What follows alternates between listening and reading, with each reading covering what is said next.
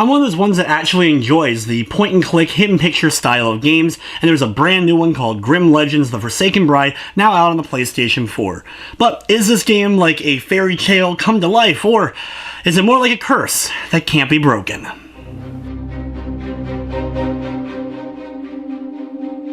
Grim Legends: The Forsaken Bride is just the newest of the point-and-click adventure, find the hidden picture style of games. We've seen a lot of these on PC and Steam, and there have been a few of them that have been coming over to consoles in the last few months, including the likes of Enigmatis, The Ghost of Maple Creek, or the Clockwork Tales of Glass and Ink. The game's setting is a fantasy and fairy tale where you're playing as a character who's on the way to her sister's wedding, and at the wedding, a bear shows up and actually kidnaps your sister and takes her off to a castle. Thus begins the adventure of finding out exactly what was transpiring, what was with this bear that was able to kidnap your sister, as well as when you find out, of course, about a curse that had happened in the past and trying to break that whole thing. The game is a point-and-click adventure, though, where you'll be clicking on various objects, bringing them to your inventory, and then finding where you can actually place them in order to solve the different puzzles and be able to make it to that next area, and eventually, slowly but surely, unfold the plot along the way.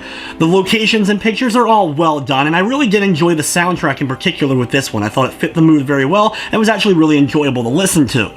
Besides the inventory style puzzles, the other main part of the game is, of course, the hidden picture and other styles of puzzles that you'll have to solve. There's actually less hidden picture style puzzles in this game than I've seen in other previous releases. There's also less where it's just a random list of objects to find, and instead have more of objects that you need to piece together by finding parts of them. You'll basically have a silhouette of the broken pieces below, so you know kind of what you're looking for, and then you have to find these specific items. Though there are quite a few still of the list ones, where you have a random assortment of stuff like fish and bugs and dice and all kinds of stuff that you'll have to find amongst the picture, and usually by completing these you'll be rewarded with one specific inventory item that you'll then be able to use to solve whatever puzzle is going on.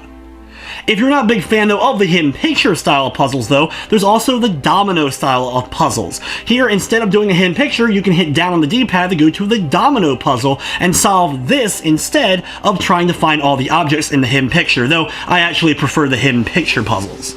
Like the other releases, the game features two difficulties, a normal and an expert, which limits the amount of clues that you're able to get as it takes longer in order to initiate clues. A lot of times with the other styles of puzzles, if you end up getting stuck, you can end up skipping them if you do want to, if you're unable to figure out exactly what you end up needing to do. And the hints will help you as far as finding whatever object you currently just aren't able to see in whatever picture that you're currently looking at.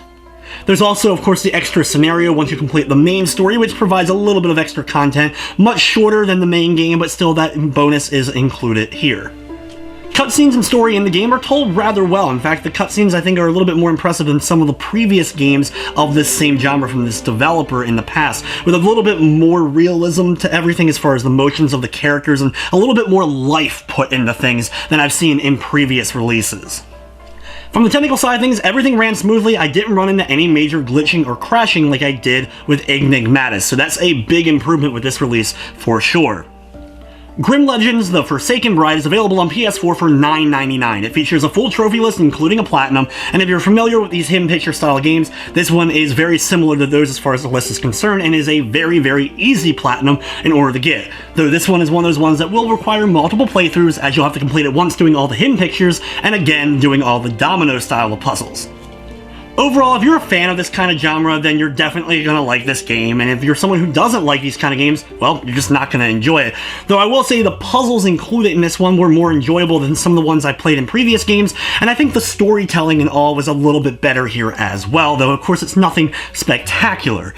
In the end, I'm going to be giving the game, though, a 7 out of 10. Easily my favorite, or second favorite, along with Clockwork Tales of Glass and Ink, from the ones that we have seen so far on PS4, and I, of course, welcome more of these games to come over to console, as I actually do enjoy them. But anyway, guys, that's going to wrap up this review. I'd like to thank you for watching, and of course, I hope you enjoyed.